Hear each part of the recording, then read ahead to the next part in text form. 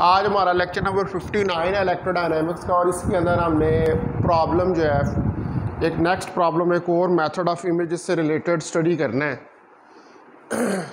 तो ये last problem होगा इस मेथड ऑफ इमेजेस की सीरीज़ का। उसके बाद फिर हम डाईपोल और मल्टी पोल एक्सपेंशन जो है उसकी तरफ मूव हेड करेंगे।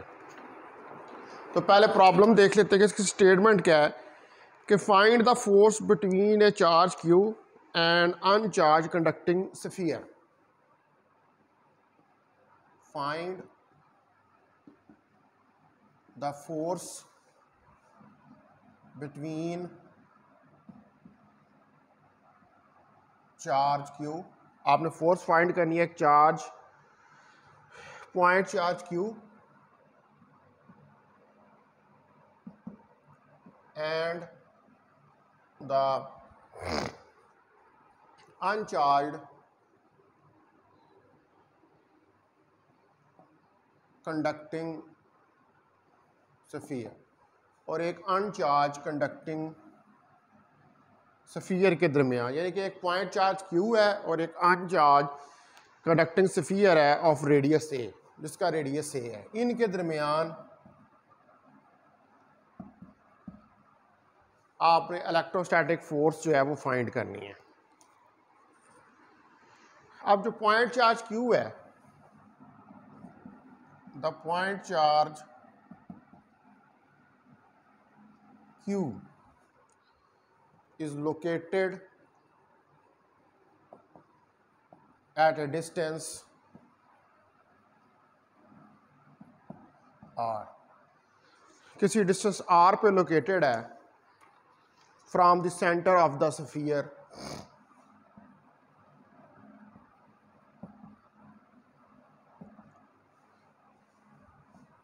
स्फीयर के सेंटर से, ठीक है जी, यहां पर फिर r is greater than a, जहां पर ये डिस्टेंस r जो है वो रेडियस ऑफ द स्फीयर से बड़ा है। तो यहां पर आपने फाइंड करना है also find the approximate expression. आपने अप्रॉक्सीमेट एक्सप्रेशन जो है इसको फाइंड करना है फॉर द फोर्स, और कंडीशन लगानी है कि r is much much greater then a, कि r जो है वो a से बहुत बड़ा है।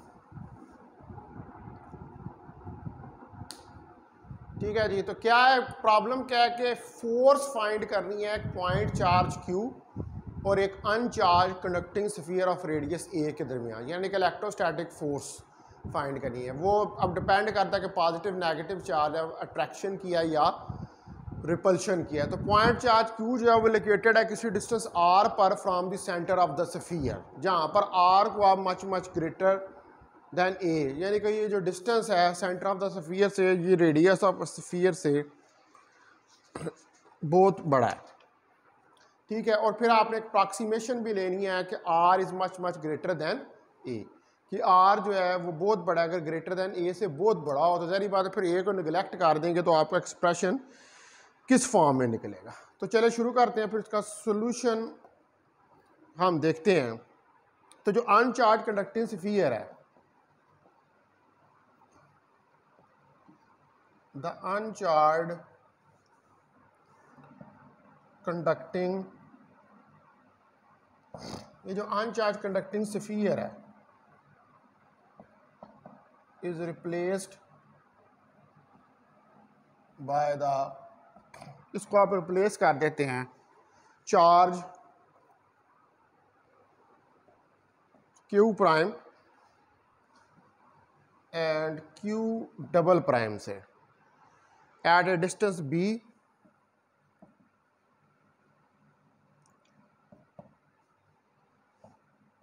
फ्रॉम द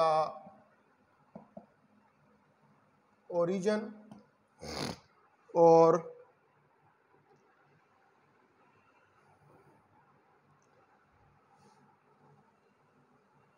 जो कि डिस्टेंस b पर है, एंड एट द ओरिजिन, एक ओरिजिन के ऊपर है और एक डिस्टेंस b पर है ओरिजिन से, एंड एट द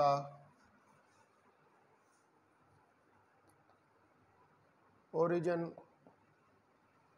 रिस्पेक्टिवली। ठीक है जी, एक चार्ज जो है वो ओरिजिन के ऊपर है और एक चार्ज डिस्टेंस b पे है। अब ये इस तरह है कि जो पोटेंशियल है on the surface of the sphere remain same initially. The potential on the surface of the sphere remain same initially। तो इनिशियली ये एक जैसा रहता है, सेम रहता है, यानी कि कांस्टेंट जो है ये रहता है। ठीक है, इनिशियली शुरू में, यानी कि शुरू के अंदर इक्विलिब्रियम जो है वो प्रिवेल करता है।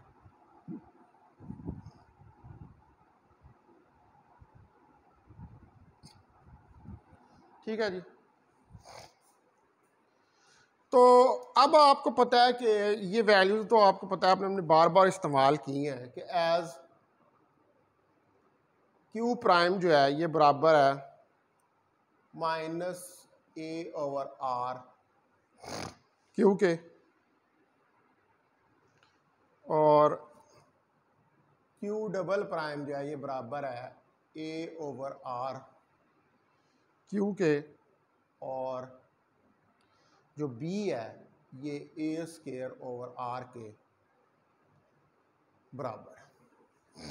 ये वैल्यूज जो हैं हमने प्रीवियसली बहुत सारी एग्जांपल्स जो हैं उनके अंदर बार बार इन वैल्यूज को हमने यूज किया। ठीक है जी, अब जो फोर्स है between Q and Q prime and Q double prime is the force between the uncharged conductor and Q। ठीक है जी, now the force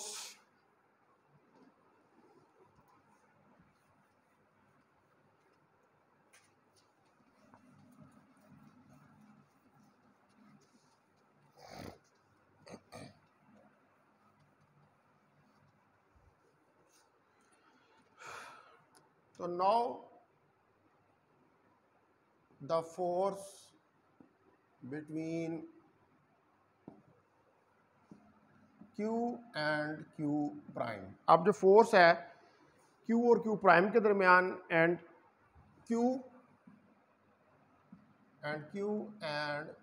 double prime, यानी कि Q और Q प्राइम और Q डबल प्राइम के दरमियान is the force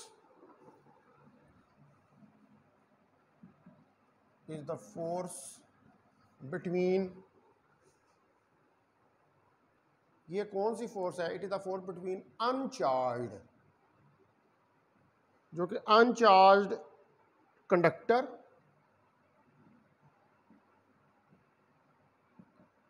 and charge Q is given by, और इसको आप राइट डाउन कर सकते हैं कि force expression by Coulomb's law F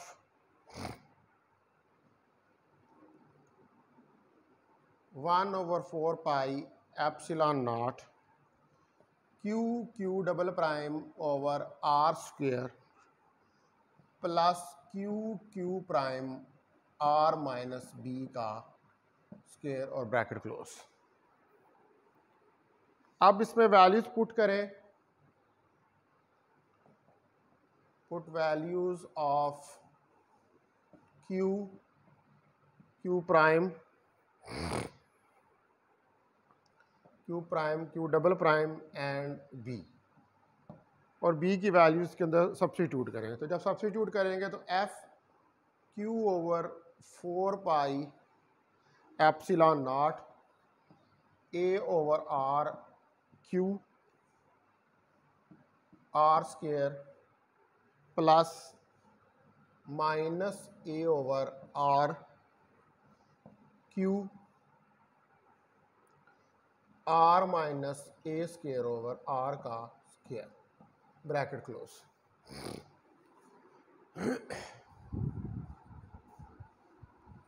तो ये हमने इसके अंदर जो है वो वैल्यूज़ सब्स्टिट्यूट कर दी हैं, किस किस की, क्यू प्राइम की, क्यू डबल प्राइम की और बी की।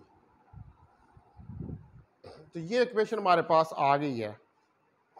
अब आर जो है यहाँ पर ये वेरिएबल नहीं है, R is not a variable, R जो वेरिएबल नहीं है और ये कांस्टेंट है, इट इज ए कांस्टेंट, यानी कि इसके अंदर जो है वो कोई चेंज नहीं आ रही है। ठीक है जी। तो फिर अगर आर कांस्टेंट है तो ये वाली जो इक्वेशन है इसको आप राइट डाउन कर सकते हैं सिंप्लीफाइड फॉर्म के अंदर।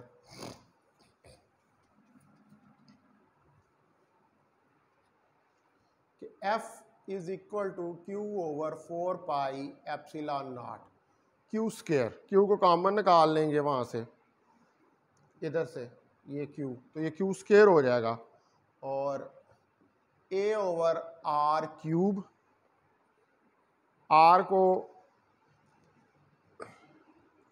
ये आर जो है इसके नीचे चला जाएगा तो आर क्यूब हो जाएगा और minus A R into R square minus A square dot 1 over R square.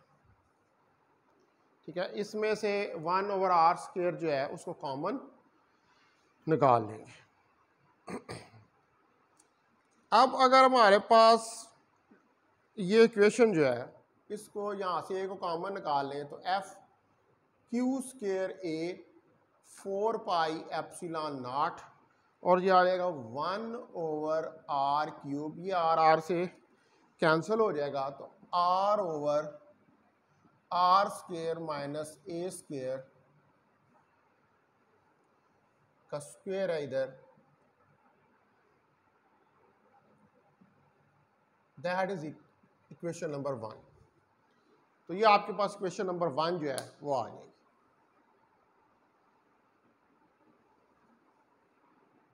ठीक है, अब इक्वेशन नंबर 1 जो है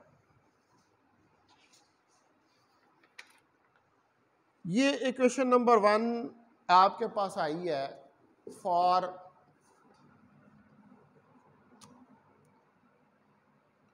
आर ग्रेटर देन ए के लिए, कि जब आप ए से ग्रेटर है। लेकिन अगर आप इसके ऊपर दूसरी कंडीशन लगाएं कि आर जो है वो much much greater than A है,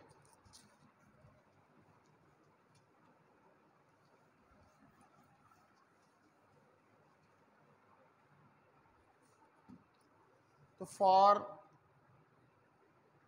are much much greater than A, तो अगर आर जो है वो much much greater than A से बहुत बड़ा है तो ये वाली जो इक्वेशन है इसको देखते हैं हम, इसको ओपन करते हैं, Q square over A 4 pi epsilon not 1 over R Q minus R R 4 plus A 4 minus 2 R square A square bracket close. अब चूंकि जो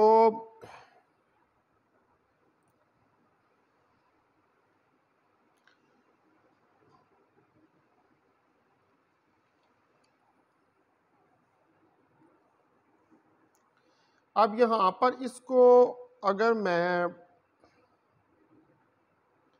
और यहाँ से कॉमन लूँ, इस इक्वेशन में आर को कॉमन लूँ तो ये क्या आ जाएगा, देखें आप, F Q square A 4 pi epsilon not 1 over R Q minus R, R को कॉमन लें तो ये आ जाएगा R cube plus A4 over R minus 2RA²।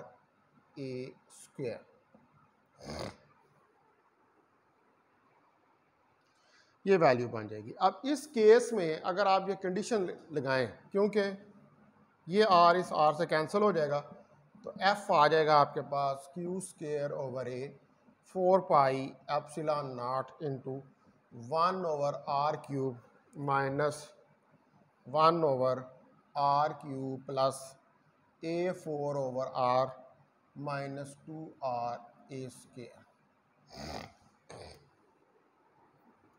अब यहाँ पर अगर आप ये कंडीशन लगा दें कि आर जो है वो much much greater than A है, since R is much much greater than A, अगर R is much much greater than A है तो फिर A4 over are is neglected. तो फिर A4 ओवर आर जो है ये निगलेक्ट हो जाएगी। तो लिहाजा जब ये निगलेक्ट हो जाएगी तो हमारे पास इक्वेशन क्या बच जाएगी, after neglecting it F is equal to Q² A over 4 pi epsilon not into 1 over R cube minus 1 over R cube minus 2A² R. ये इक्वेशन बच जाएगी। ये वाली टर्म जो है यहाँ से ये ख़त्म हो जाएगी क्योंकि R is much much greater than A. ये आपने अप्रॉक्सीमेशन इस पे लगाई। अब यहाँ से आर क्यूब को कॉमन निकाल लें,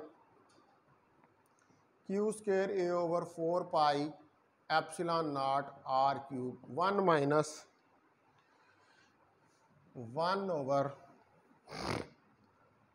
1 minus 2A² over R² bracket close. इसको उल्टा दें। अब ये जो रकम है तो 9 जब आप इसको उल्टाएंगे तो F is equal to Q² over A 4 pi epsilon not R cube 1 minus, इसको उल्टा दें तो 1 माइनस 2A² ओवर R² की पावर माइनस 1 आ जाएगी। अब यहाँ पर बायनॉमियल एक्सपेंशन को यूज़ करें और हायर टर्म्स जो हैं उनको निगलेक्ट कर दें।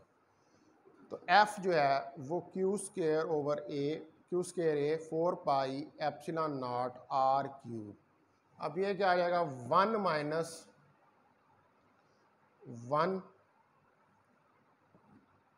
अब यहाँ से हायर टर्म्स जो हैं उनको निगलेक्ट कर दें तो minus plus 2A² over R² के बराबर आ जाएगा और हायर टर्म्स जो है निगलेक्ट हो जाएंगे। तो F is equal to Q² A 4 pi epsilon not R cube into 1 minus 2A² over R²। ये इससे कैंसिल हो जाएगा।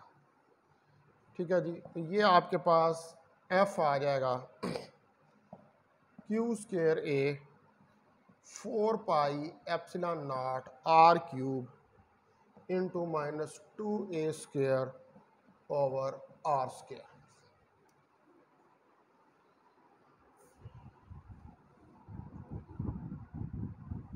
ये इक्वेशन जो है ये आ जाएगी आपके पास। अब इसको फर्दर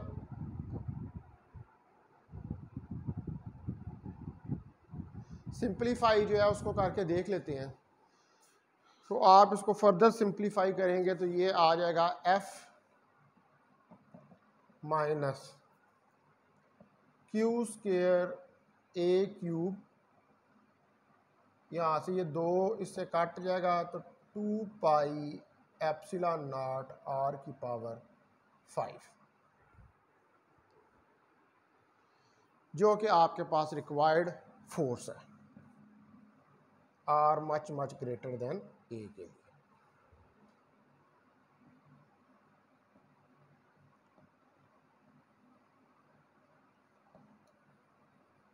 ठीक है जी। ये आपके पास रिक्वायर्ड फोर्स जो है वो निकल आई। तो ये दो फोर्सेज ही हमने कैलकुलेट करनी थी, एक आर ग्रेटर दैन ए के लिए और दूसरी R much much greater than A के लिए। तो अब ये इसके अंदर जितनी एग्जांपल्स थी आलमोस्ट वो मैंने कवर कर दी हैं।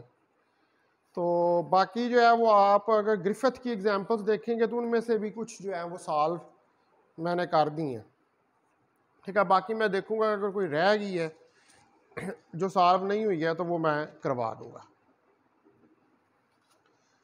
अब हमने जो नेक्स्ट मूव हेड करना है वो हमने करना है इलेक्ट्रिक डाईपोल की तरफ, और इलेक्ट्रिक डाईपोल जो है उसकी मदद से पोटेंशियल जो है उसको फाइंड करना।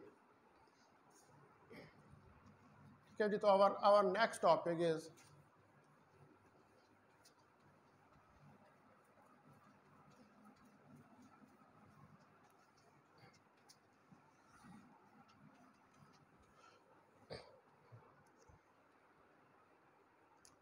electric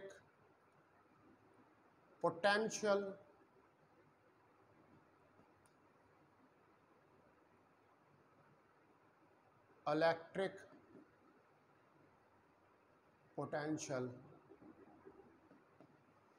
due to a electric dipole। Electric potential की वैल्यू आपने फाइंड करनी है इलेक्ट्रिक डाईपोल जो है इसकी मदद से। तो पहले नंबर पर इलेक्ट्रिक डाईपोल क्या होता है? Electric dipole consist of two equal and opposite charges. Electric dipole consists of two equal and opposite charges।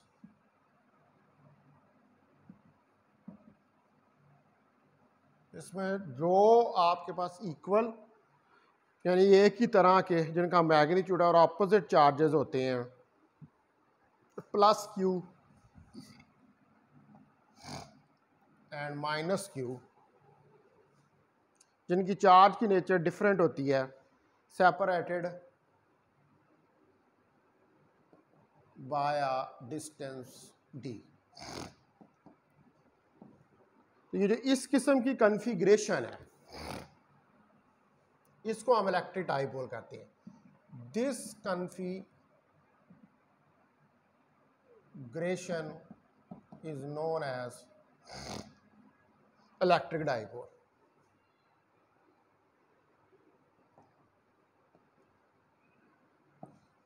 यानी कि ये अगर एक चार्ज है प्लस क्यू और माइनस क्यू और इसके दरम्यान में डिस्टेंस टी है, इसको आप कह लें ये फिगर 1 ही है।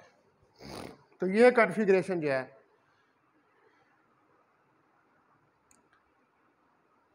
इसको इलेक्ट्रिक डाईपोल कहते हैं। अब हमने यहां पर फाइंड करना है,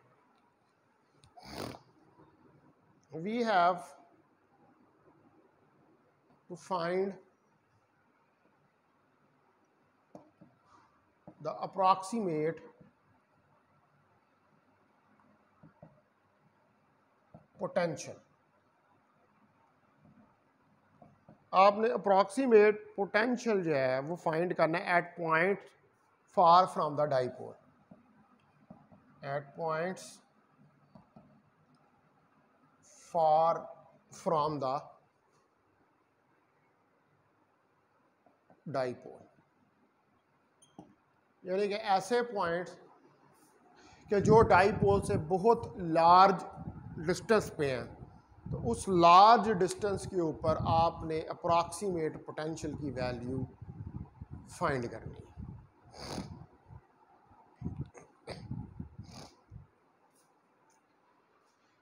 तो अब आप सपोज करें कि यहाँ पर एक फिगर जो है वो मैं पहले ड्रा करता हूँ, फिर मैं इसको सॉल्व करना जो है वो शुरू करता हूँ।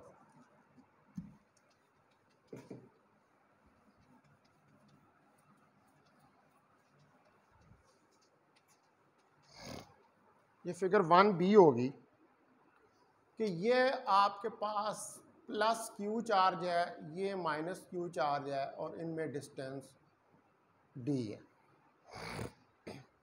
ये यहाँ पर कोई पॉइंट पी है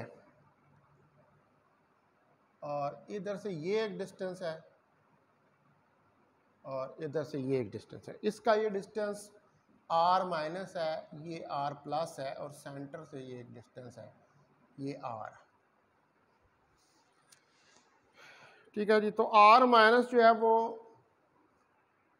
इसको कह दें ये फिगर, यहां से ये एंगल थीटा बन रहा है, ये फिगर 1b है। Let R minus be the distance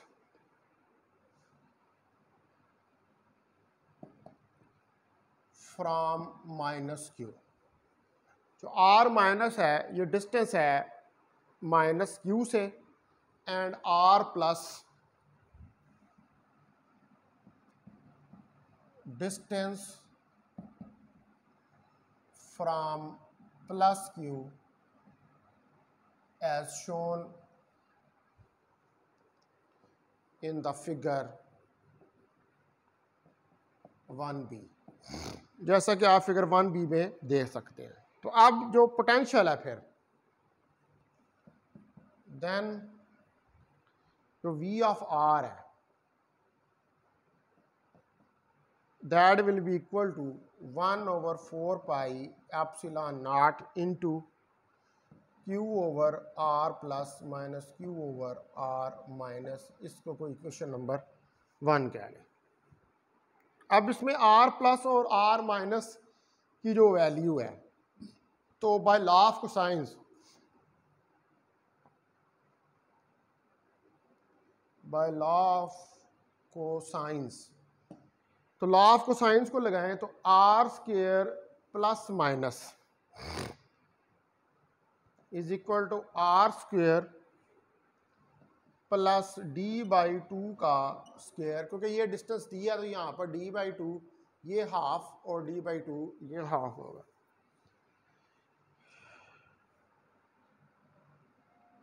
plus minus R D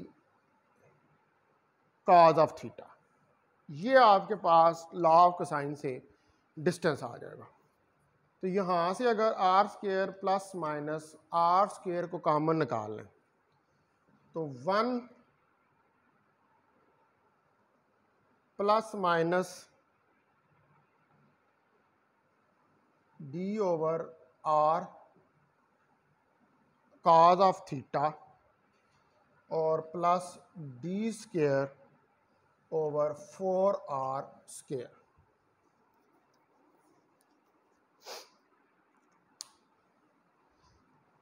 ये आपके पास आर स्क्वायर डिस्टेंस की वैल्यू जो है वो निकल आएगी।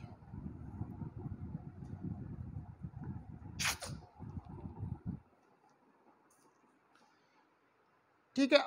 अब हम इंटरेस्टेड हैं in the regime R much greater than D. We are interested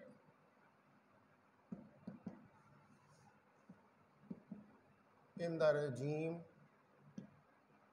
R much greater than D, क्योंकि अगर R बहुत, क्योंकि अप्रॉक्सीमेट पोटेंशियल की बात कर रहे हैं, तो अगर R बहुत बड़ा है D से, तो फिर ये जो इस इक्वेशन के अंदर ये वाली टर्म है D square over 4R square, so D square over 4R square will be neglected. तो ये टर्म फिर यहाँ से इस इक्वेशन के अंदर निगलेक्ट हो जाएगी। तो जब ये निगलेक्ट हो जाएगी तो आपके पास जो एक्सप्रेशन है R square plus minus that will be equal to R square 1 plus minus D over R cos of theta के बराबर आ जाएगी।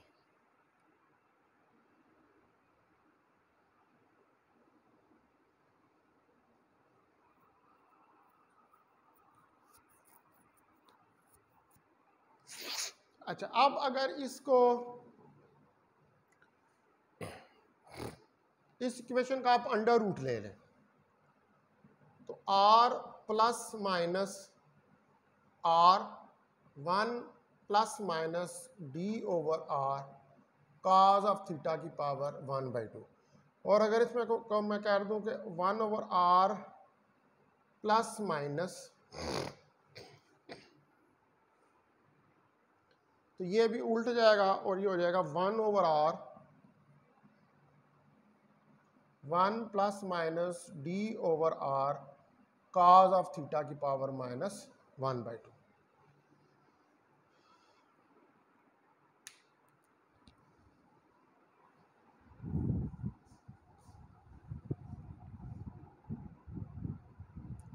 ठीक है, ये इक्वेशन जो है ये आपके पास आ जाएगी। अब इस इक्वेशन के ऊपर अगर आप बायनॉमियल थ्योरम लगा दें तो r plus minus 1 over r into, अब बायनॉमियल थ्योरम जब लगेगा तो ये हो जाएगा 1 प्लस माइनस, ठीक है, ये माइनस आएगा इधर तो ये d over 2r cos of theta के बराबर हो जाएगा।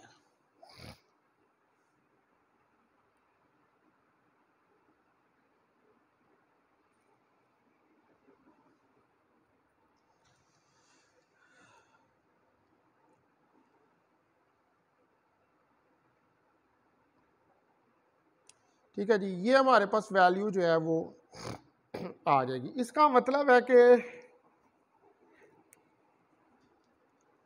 जो आपके पास वैल्यू है 1 ओवर r प्लस और 1 ओवर r माइनस की, ये वैल्यू हमारे पास, यानी कि ये वैल्यू आपके पास 1 ओवर r प्लस और r माइनस की वैल्यूज जो हैं वो निकल आएंगे।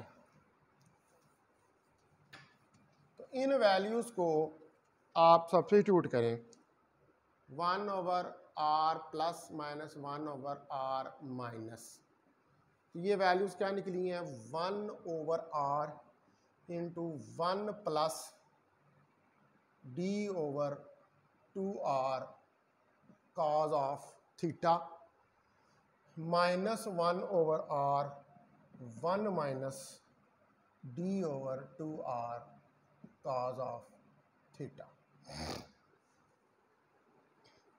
ये वैल्यूज आपके पास निकली हैं। तो इसको आप अब मज़ीद सिंप्लीफाई करें r plus minus r minus, तो ये 1 over r plus d over 2r square cos of theta minus 1 over r plus d over 2r square cos of theta आ जाएगा। तो ये 1 ओवर r कैंसिल हो गए, तो 1 over r plus minus 1 over r minus 2d over 2r square cos of theta, तो ये 2 से कट गया, 1 over r plus minus 1 over r minus is equal to d over r square cos of theta. ये आपके पास value 1 over r plus over 1 over r minus की निकले, d over r square cos theta. अब इसको ये जो potential की वैल्यू थी जो आपने शुरू में लिखी थी उसके अंदर ये वैल्यू सब्स्टिट्यूट कर दें।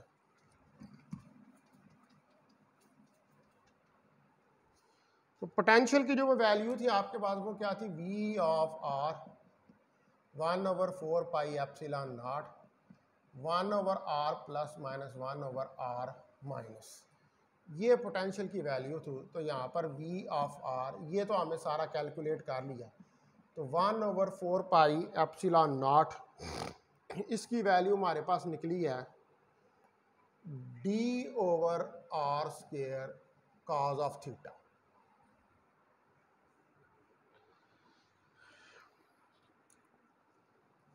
ठीक है जी, यहाँ पर ये Q भी था, Q, तो ये आ गया v of r Q D 4 pi epsilon not r square cos of theta. ये आपके पास पोटेंशियल की वैल्यू निकला है। अब यहाँ पर क्यू डी आपको पता है कि डाईपोल मोमेंट होता है, ठीक है, तो P जो है वो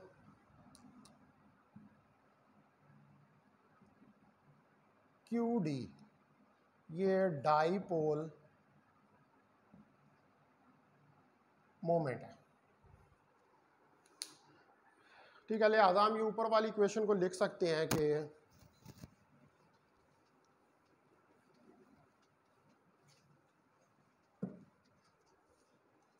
V ऑफ R, इधर ना भी वेक्टर डालने, बाद में उसको वेक्टर बना लेते हैं, P cos of theta divide by 4 pi epsilon not R square. अब इसको लिख सकते हैं V of R P dot R unit vector 4 pi epsilon not R square, क्योंकि P dot R unit vector जो है ये P R cos of theta के बराबर है और R 1 के बराबर है, तो फिर P डॉट R जो है वो P cos ऑफ थीटा के बराबर आ जाएगा। तो ये V ऑफ R जो है P dot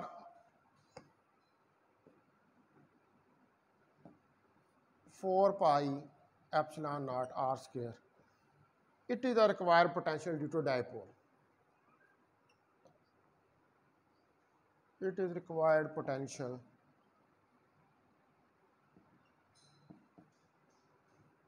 due to a dipole. तो ये आपके पास एक रिक्वायर्ड पोटेंशियल है डाईपोल की वजह से। ठीक है, यानी कि डाईपोल क्या है कि दो चार्जेस हैं। वैसे पॉइंट चार्ज की वजह से जो इलेक्ट्रिक पोटेंशियल होता है वो 1/r से वेरी करता है। ठीक है, और ये जो है ये आपके पास इलेक्ट्रिक डाईपोल है, तो इसका पोटेंशियल जो है वो 1/r स्क्वायर से वेरी करेगा। उसके बाद अगर हम दो डाईपोल्स को टुगेदर पुट कर दें तो वो क्वाड्रापोल बन जाता है। क्वाड्रापोल का पोटेंशियल जो है वो 1/r क्यूब से जाता है। इसी तरह अगर बैक टू बैक क्वाड्रोपोल रख दें तो वो ऑक्टोपोल बन जाते हैं। ऑक्टोपोल जो होते हैं उनका पोटेंशियल 1/r4 से जाता है।